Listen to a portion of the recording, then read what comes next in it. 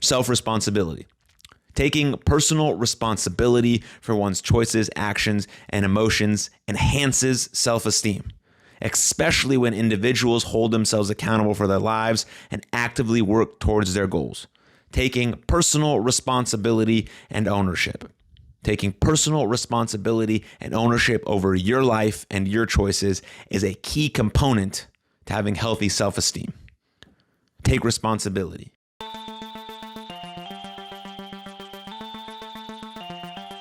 Hello, my friend, and welcome to Something for Everybody. My name is Aaron Machbitz, and today's episode is a solo episode of the podcast covering self-esteem. The bulk of this episode will cover ways in which we destroy or reduce our self-esteem. So those things are the things we want to avoid when it comes to building up our self-esteem, because self-esteem, which I will say a lot throughout this episode, is a major factor in our overall well-being. And we'll talk about some components that contribute to a healthy self-esteem. We'll talk about some numerous factors that influence self-esteem, and you'll understand that your personal self-esteem can shape your beliefs, emotions, behaviors, and most importantly, your overall well-being. And so I'm going to start you off, with one or two quotes that I think are extremely important and may drive home the importance of self-esteem and how we can build it within ourselves and then take it out into the world. So first quote is, "Don't do things that you know are morally wrong. Self-esteem is just the reputation that you have with yourself." That's from Naval. And the next one is, "Always be a first-rate version of yourself instead of a second-rate version of somebody else." That's from Judy Garland. I think those two quotes around covering sort of self-esteem and being authentic and how you feel about yourself and your personal reputation that you hold within yourself sort of encapsulate some of these bigger ideas that we're going to try and talk about during this episode. I mean, the bulk of it is going to be the ways in which we go about life that are going to reduce and destroy our self-esteem. There's going to be some other components that we know that can enhance or play a factor in contributing to a healthy self-esteem, but I'm going to really talk about the ways in which we reduce our self-esteem so we can try to avoid those in our life, or we can become more aware of those things. We can accept that we might be doing those behaviors, and then we can move into some sort of action to try and switch it, alleviate it, change it, do something about it so we can increase or at least not reduce our self-esteem. We can sort of stay at this sort of base layer. But one of the major points of this podcast, as I like to say, if you listen to it on the audio, you probably hear this very much. But if you're just a YouTube watcher, you don't hear it as often. But it's to make our prior best our new baseline, right? And so if we can remove ways in which we are reducing our self-esteem, then we can make our prior best our new baseline. We can make sort of those previous lows a little bit higher and our previous highs a little bit higher. So we're just getting 1% better, 1% better, 1% better. That's really the ultimate goal. Sometimes it doesn't happen, but that's really the ultimate goal. And so let's get into it a little bit here. Self-esteem is a fundamental aspect of human psychology that influences how we perceive and interact with ourselves and the world around us. Wow, interesting. The greater the discrepancy, the higher dissatisfaction. This is why it is essential to have cohesion between one's successes and one's aspirations. William James in 1890 defined it as the relationship between the perceived self, that is who I think I am, and the idea self, who I would like to be, right? So the greater discrepancy, the higher the dissatisfaction. So that's really important. Self-esteem shapes our beliefs, emotions, and behaviors, significantly impacting our overall well-being and mental health. Self-esteem refers to the overall evaluation and perception of one's worthiness, capabilities, and value as an individual. It is how we see ourselves and how we believe others perceive us. Healthy self-esteem involves having a positive, balanced view of oneself, recognizing both strengths and weaknesses while maintaining a sense of self-acceptance and self-respect. You know what builds self-esteem? Doing esteemable acts. I mean, it really boils down to that. How do you build your own self-esteem? Well, you go out in the world and you do esteemable acts. I've said this quote a lot from Alex Hormozy, who was made popular by Chris Williamson on Modern Wisdom, which is one of my favorite podcasts, is you outwork your self-doubt by building an undeniable stack of proof you are who you say you are. So you know you're that person. You know you're that person because you have an undeniable stack of proof that you are who you say you are. You want to continue to build your self-esteem? Well, continue to do esteemable acts that are credible and real, that build your own perception within yourself, that build your own reputation within yourself. So one little crack, one little scratch, one little this, one little opinion, one little criticism doesn't totally crumble the whole structure, because you've built it on a very solid and deep foundation of an undeniable stack of proof that you are who you say you are, an undeniable stack of esteemable acts that you've done day in and day out that have created this foundational piece for you of a strong, healthy self-esteem. That's really what it is. And so self-esteem plays a crucial role in various aspects of our lives, such as our emotional well-being, our relationships, and achievement and success, right? Emotional well-being, obviously, because having healthy self-esteem fosters positive emotions, resilience, and a sense of inner happiness, right? It helps us navigate challenges and setbacks with greater confidence and optimism. And I think optimism is sort of a foundational piece of mental toughness, right? Optimism being that idea that we have this fundamental, realistic view that things are going to work out for the best through the proper attention, effort, energy, and focus, right? That's optimism. Really, it's a foundational view. It's a fundamental piece of what I think of a mentally tough or mentally well individual has. They have the optimistic view. I don't know any successful, highly fulfilled, purpose-driven people who aren't optimistic. Now, optimistic people put in the work, but they fundamentally believe that things are going to work out for the best. And self-esteem plays a role in having that emotional well-being, that greater sense of optimism. It obviously plays a part in relationships with self and with other people, right? Self-esteem influences our relationship with others. When we have a healthy self-image, we are more likely to form and maintain healthy, fulfilling connections.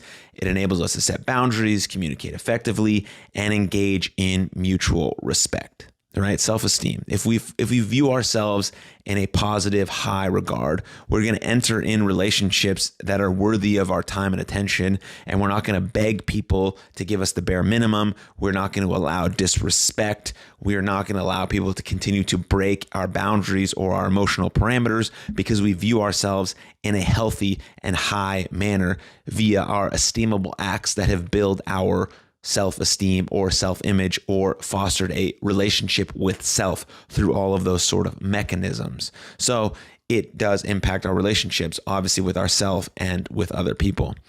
Healthy self-esteem also contributes to our motivation, determination, ability to pursue our goals. It provides the belief that we are capable of success, empowering us to take risks and persevere through obstacles. One of my favorite sayings is that obstacles make me stronger. Obstacles make me stronger. Ohms.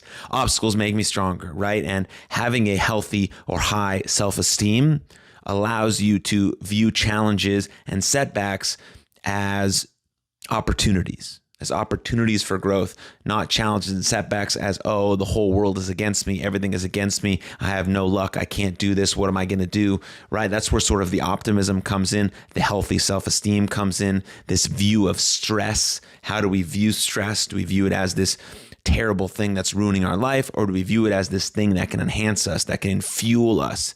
We see challenges and opportunities to grow or evolve or change. We see obstacles making us stronger. Now, some things in life are a little bit more challenging than others, and it's, this is not sort of like a catch-all phrase where everything is like fuel for growth, right? But we're just talking about sort of these everyday challenges that we all face via the human condition, being a human on earth, experiencing the things we experience. If we can view challenges as opportunities, if we can see obstacles and allow them to make us stronger and better and more capable and bring out the fullest, most actualized version of ourselves, That's really where we're headed. Now, some circumstances and events in our life are a little bit different, a little more challenging, a little more unpredictable, a little more tragic, a little more devastating, right? There is evil in this world and life is hard. But we have to choose to create meaning and responsibility in our life by going after it, by getting back up, choosing to take responsibility, bearing that responsibility, taking accountability for our life, our choices, how we move in the world, and choosing to see these things as opportunities for growth, as fuel, and choosing to always get back up. And self-esteem plays a role in that. So there's some factors that are going to influence our self-esteem: early childhood experiences, our self-perception, and social comparisons. These things are going to influence our self-esteem, right? Early experiences, like childhood experiences, including parental upbringing, family dynamics, and societal influences, will significantly shape our self-esteem, right? Positive and supportive environments tend to foster healthy self-esteem, while of course negative experiences can have a long-lasting impact. Self-perception, our self-perception, including how we interpret and evaluate our abilities, appearance, and achievements, contributes to our self-esteem.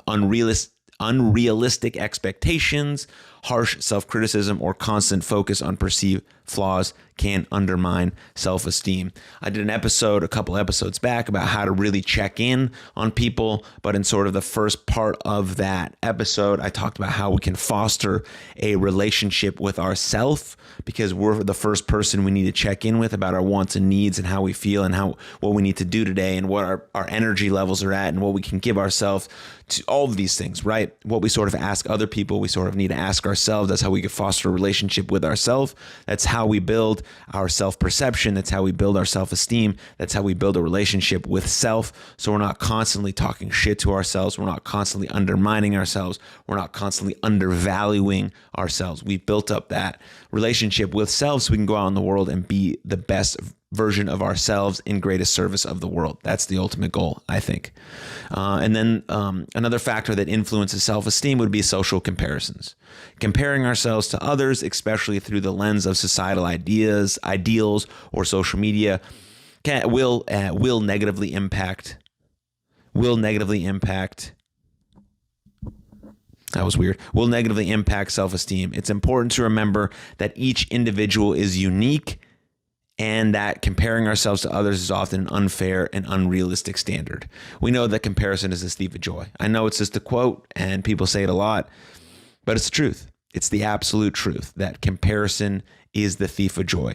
Now, I think I've said this before, but sometimes comparing ourselves to others can be a motivator, right? But if all you're doing is sort of looking at other people's lives and thinking about how shitty you are, how you're not even close to where they are, your life will never match up to theirs, right? That's where we need to stop, right? That's unfair to you. That's an unrealistic standard. You're not motivating yourself. You're not uplifting yourself. You're just bringing yourself down, right? But if we're comparing ourselves in a way that's like, oh, I see that person and I could be in that spot. We know we're not there yet. We know that person started at sort of the same level that we're at, and we're sort of visualizing this idea. We're using it as a role model, as an inspiration, as someone we can look to know that if they did it, I can do it. Now, maybe that comparison isn't the right word there, but you're still comparing your now to what they were at this point, right? So you're using it in a more realistic frame. You're not comparing your now to their now, which is way far off. And you're not even close to where they are, where they started, or how they started, or anything like that. And so that sort of comparison, I think, can be an interesting dynamic to allow you to sort of externally get going. And then if you sort of switch that motivation to internal or intrinsic, then it'll keep you going through the long haul, and you'll just enjoy the journey and the process, I think, a little bit more. So there's some factors that are going to influence self-esteem. There are 6 pillars, 6 key components that will contribute to a healthy self-esteem. Number 1 is self-acceptance. Number 2 is self-responsibility. Number 3 is self-assertiveness. Number 4 is living consciously. Number 5 is personal integrity. And number 6, the practice of self-actualization. Those are the 6 pillars that will contribute to a healthy self-esteem.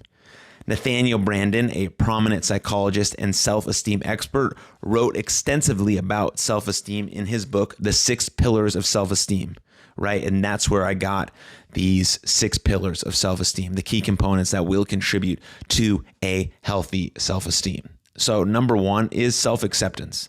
Self-acceptance involves acknowledging and embracing all aspects of oneself, including strengths and weaknesses. It is about being compassionate and non-judgmental towards oneself.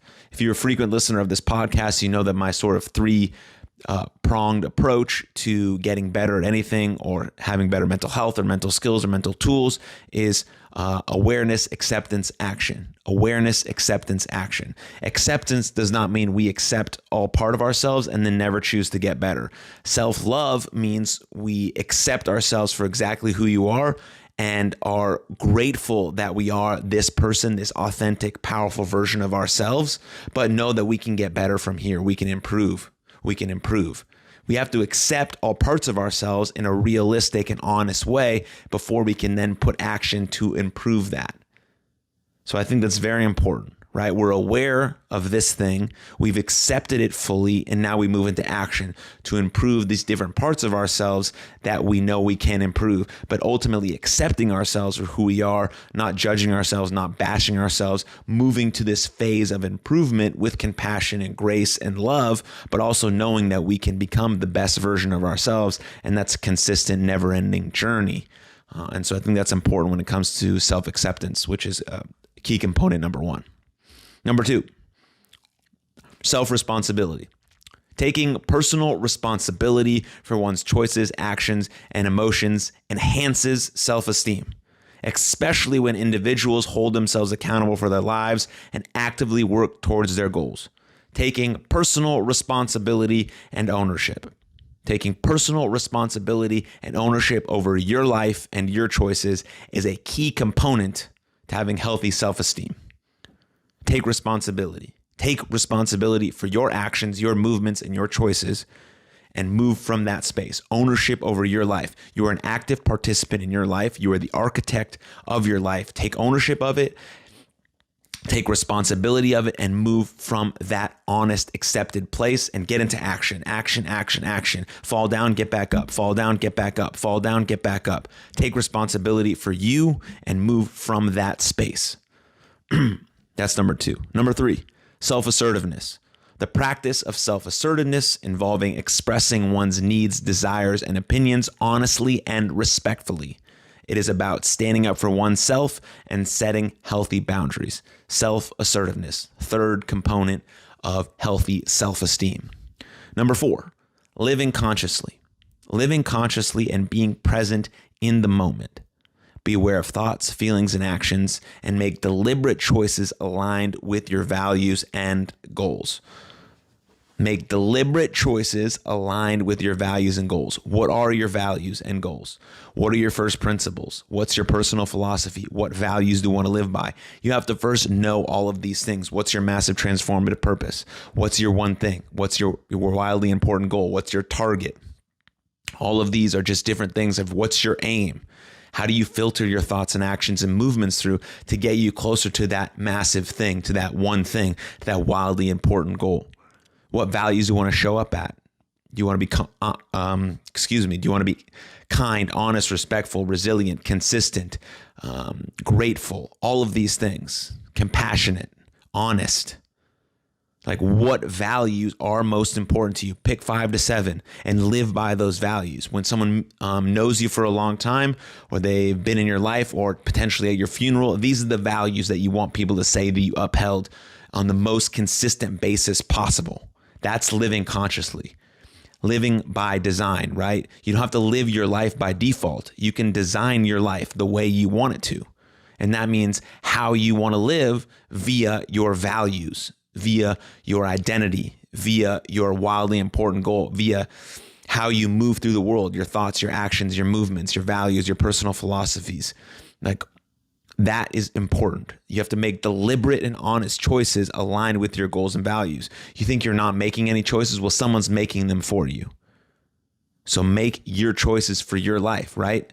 Think about self-assertiveness. Think about responsibility, taking ownership and direction and responsibility for your life. This is the only life you have.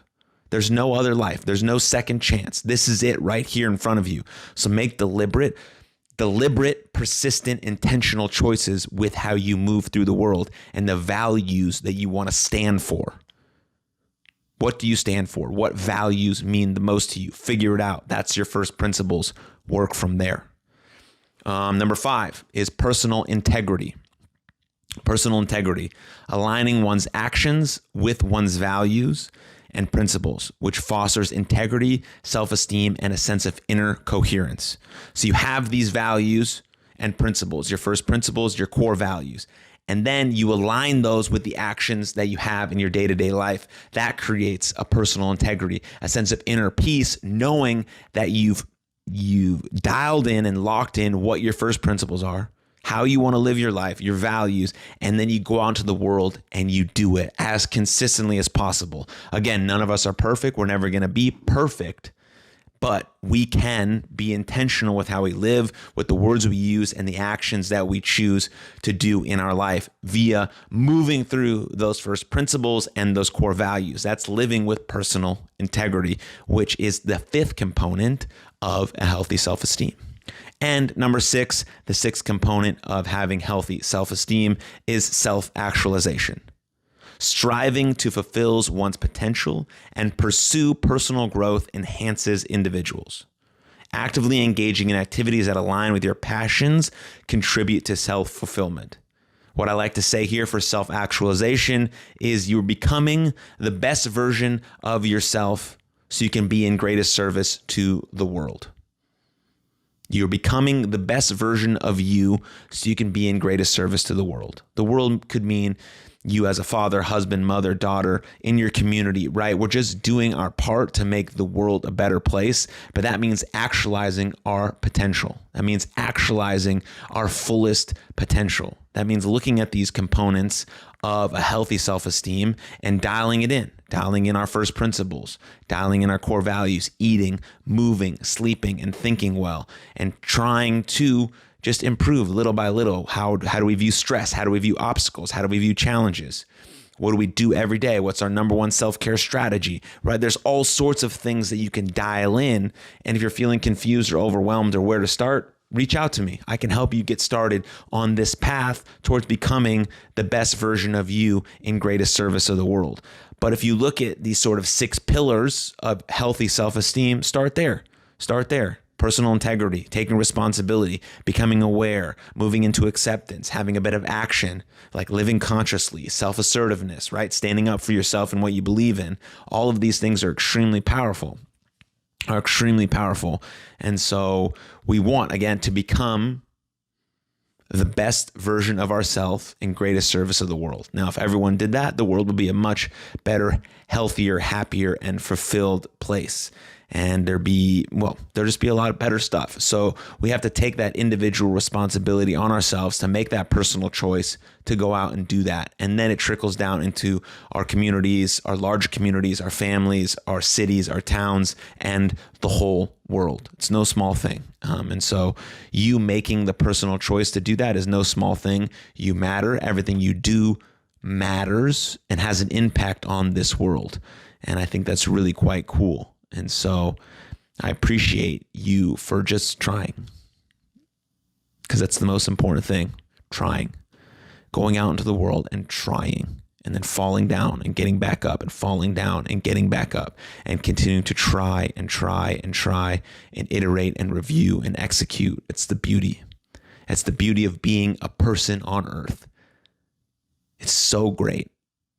So I'm grateful for you. I'm grateful for these connections. I'm grateful for this podcast. I'm grateful to share this information because it's really changed my life, and hopefully it can do the same for you. So cheers. Jocko Fuel. All right. Now, those are some factors about self-esteem. Now we're going to talk about the 8 ways that people reduce or destroy their self-esteem. So these are the things you kind of want to avoid when thinking about your self-esteem. I just gave you sort of these 6 components or 6 pillars of healthy self-esteem.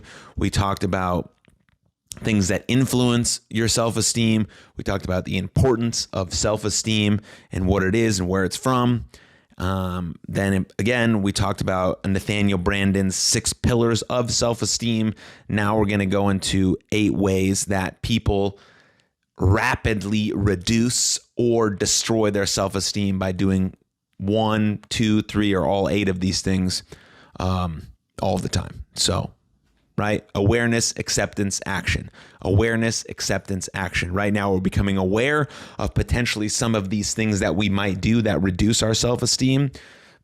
Then we have to accept the fact that we might do these things, not just brush it under the rug and avoid it or be like, I'm not the type of person who would do that. No, we have to become aware. Okay. Accept, okay, yeah, I do this. This is sort of a weakness or a fault of mine.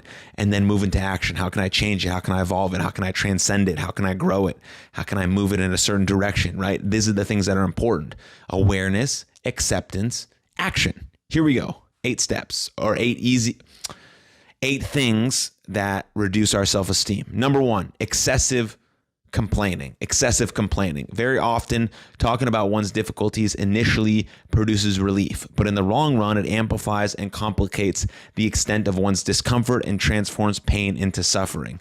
There is a difference, a very big difference between expressing how we feel, potentially venting to a willing partner or friend, and complaining.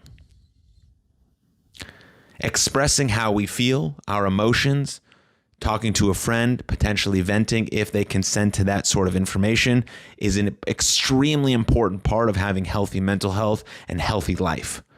But excessive complaining amplifies and complicates the extent of one's discomfort and transforms pain into suffering, right? We're just complaining. Normally when we have excessive complaining, we're turning ourselves into a victim and we're creating a victim mentality. Instead of expressing how we feel, accepting that we feel that way, then deciding to move into action. Okay, what can I do about this thing now? What can I do to make it better, to alleviate it, to stop it from happening again? That is the positive side of it. If you want to destroy your self-esteem, you complain excessively over and over and over again and never do anything about it. Number 2, excessive help seeking. It is reassuring because if we receive it, it also means that the person who helps us cares about us. But unwittingly, they may also be communicating another message to us. I help you because you are not capable of helping yourself, thus triggering a dependency on others and weakening ourselves. This is sort of like learned helplessness, but this is an interesting one, right? Because help seeking can be and is extremely important when it comes to our mental health. Talk about this a lot with men's mental health, is that we do have to ask for help because sometimes we like to carry the world on our shoulders and we refuse to ask for help and we don't want to be a burden and we don't want to bother people, but we have to ask for help. Just saying, hey, I need help here. I'm struggling. I'm overwhelmed. I'm stressed. I'm feeling like it's just too much right now and I'm asking for help. That's very important and much different than this.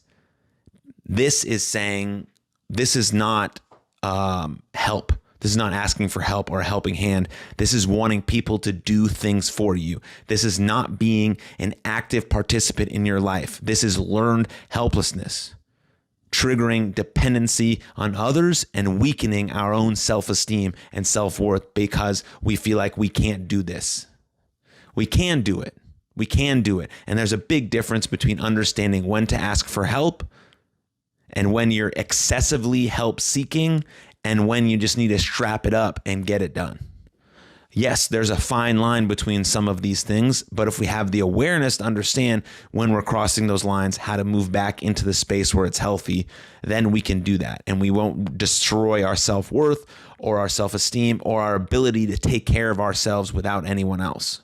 Again, asking for help is extremely important, and being able to ask for help is extremely important, and having a support system and a team behind you is extremely important. But we are autonomous individuals with agency over our lives, and we have to be able to take care of ourselves and the things we need while also being able to express that we need help, that we need this, that we want this is better for us, right? But knowing that we have the agency and the power and the capabilities to take care of ourselves and our needs. Number 3, avoiding.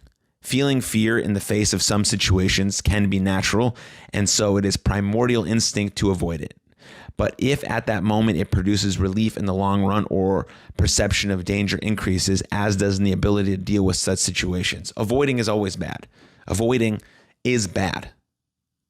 That's a general statement because I can't think of every possible situation in my head, but avoiding is brushing the dragon under the rug. The dragon is small right now, just got a big flame. It's not going to burn anything, barely burns your arm. You keep pushing the dragon under the rug. You keep pushing the dragon under the rug, whether it's about facing your fears or having a tough conversation or starting your workout routine or dealing with your mental health or thinking about your past trauma or dealing with a death, right? You keep brushing it under the rug, brushing it under the rug, brushing it under the rug. Now the dragon is so fucking big that it burns your house down. We all feel fear, okay? But people's fears don't go away when they start doing stuff. Okay, they just get more brave. Fear, we always feel fear. It's a human emotion, but we're moving forward anyways because we're getting more brave, more courageous. We still feel the fear, but we're getting more brave and more courageous. And we're not letting the dragon burn our fucking house down. We are tackling these hard things head on, straightforward. We are aware that they're happening. We accept they're happening and we move into action. We're not avoiding. We're not avoiding the tough conversations, the grief, the mental health issues, the exercise routine. Yes, it's going to be hard. Yes, it's going to be painful. But you know what's harder and more painful is avoiding it. Number 4, self-fulfilling prophecies. Our actions influence the opinions that others have on us, determining their behaviors, which in turn reinforces and confirms our belief and actions. That is going to reduce your self-esteem. Number 5, postponing. Cultivating the illusion that we can act effectively, but in reality, failing to do so is a great way to weaken our determination and corrupt our ability to make and take decisive action, which is the heart and soul of self-esteem. The ability to make and take decisive action is at the heart of self-esteem.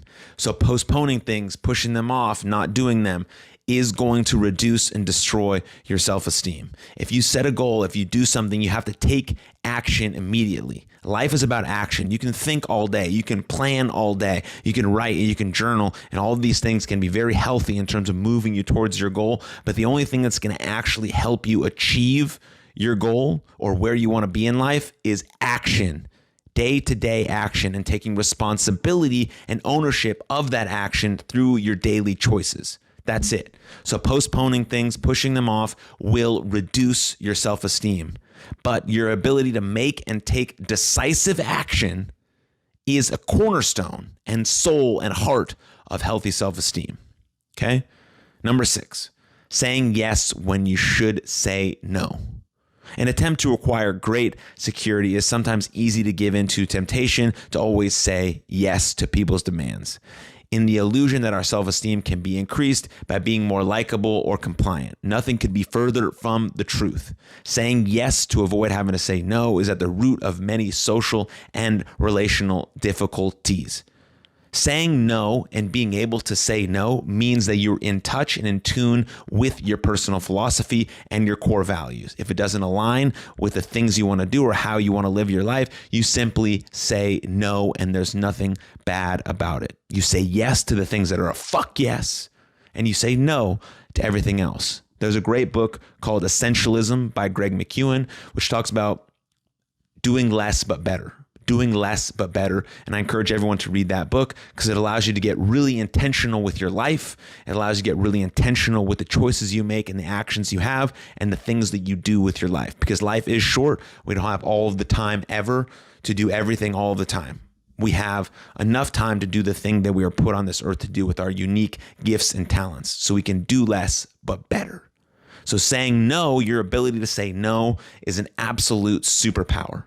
But you have to first be in touch with who you are, what you want, your personal goals, your personal values, your first principle, your personal philosophy, all of these things. And once you have that, it's easy to filter your thoughts and actions through, and it's much easier to say no with the things that don't directly align with those things. Number 7, neglecting yourself. Contrary to common sense, dressing in a disheveled way, for example, can worsen people's view of us. Remember that there is rarely a second chance to make a good first impression. Of course, neglecting yourself on a day-to-day basis will reduce or destroy your self-esteem. You have to take care of yourself. You are a top priority. You are just as important as anyone else. You are just as important as anyone else. And you can throw all the cliches in you want right here, but you can't pour from an empty cup. You cannot. It's literally impossible to pour from an empty cup. You have to fill your cup up first. And that starts with the fundamentals: eating well, moving well, sleeping well, and thinking well. If you start there with taking care of yourself, figuring out what you need to start doing, what you need to stop doing, what you should continue doing, what your number one self-care strategy is, how you can eat well, move well, sleep well, and think well. If you can start there with those foundational, fundamental pieces, and start making yourself a priority, putting things down in your AM and your PM bookend, which means your night and your daytime routine. Why do people put it at the nighttime or the daytime or the morning and the night? Because that's the bookends of your day. And also those are the 2 times of the day where you usually have the most control of your day. Because in the middle of your day, you have all these things going on. You have work, kids, family, life, blah, blah, blah, blah, blah. But in your morning routine and your nighttime routine, which is your AM and your PM bookends, that's where you put that stuff in, because that's where you have the most control of your day. And that's when you start taking care of yourself, writing things down, setting some non-negotiables, having top priorities, and doing these things every day, no matter what, because you say you're going to do it, and you are the person who says what they're going to do. So that's how you start taking care of yourself. You start with the foundation. You start with the fundamental pieces of eating well, moving well, sleeping well, and thinking well. Because neglecting yourself will destroy your self-esteem. But taking care of yourself, actively taking care of yourself, and being the person who takes pride in who they are and how they show up and how they present themselves, all of that stuff will increase your self-image, which will increase your self-esteem, which will give you a more healthy view of yourself. And number 8, surrendering. You are defeated only when you surrender. Detrimental to our survival as humans is to avoid surrendering or believing nothing will come of our ideas. We should keep pushing forward until our goal is reached. So there is an idea of like to grit it out and to quit it out, right? That's sort of a nuanced view of when you should grit something out and when you should quit and move on to something else. We'll move that to the side, but this idea of surrendering is different than the spiritual idea of surrendering in sort of a meditation or a mindfulness practice or a contemplative practice, right? You want to surrender in that moment to who you are, to the present moment, to get locked in, to let your thoughts be free and flowing like a snow globe, right? In those sort of mindfulness, meditation, contemplative practices, of course you want to surrender. But this is talking about in your life. Right? That's sort of like this idea of failure that I like to talk about, right? Failure really means the refusal to move forward. So nothing you do in life is actually a failure, and you're not a failure if you decided to get back up and continue to move forward.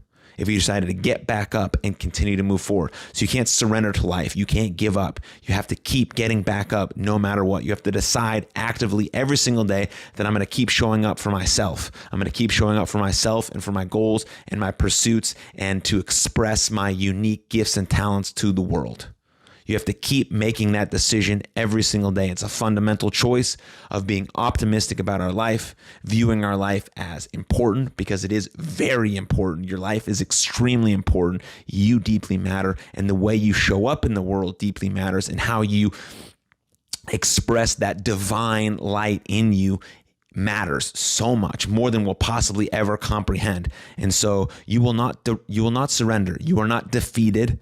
Right? There's no permanent defeat because you can keep getting back up. You're still alive and there's still work to be done. And that's extremely important to understand how actually important you are, how strong you are, how capable you are to keep getting back up, to keep showing up no matter how many times you've been punched in the face, how many times you've been knocked down, you still have the ability and the strength and the capability to keep getting back up. And that's fucking incredible. And I applaud you for doing that, for for always getting back up. That's amazing. And so those right there, those are the 8 ways that will destroy our self-esteem. So we need to be aware of those 8 things. We need to be aware of those things, maybe accept the fact that we might be doing a few of them, and then move into action of how we can avoid them, change them, transform them, transcend them, and move into more of the 6 components or 6 key components that contribute to a healthy self-esteem, right? We want to be in that place of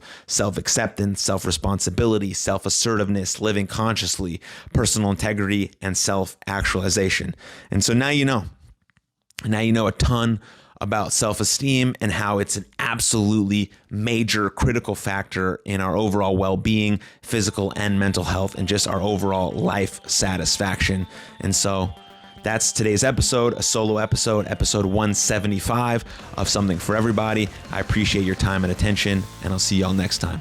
Cheers. What's up, everybody? Thank you for tuning into that episode. And if you enjoyed it, click here for another full-length episode of the podcast. And please don't forget to subscribe. But above all else, most importantly, please take good care of yourselves and others. And I'll see you next time. Lots of love. Cheers.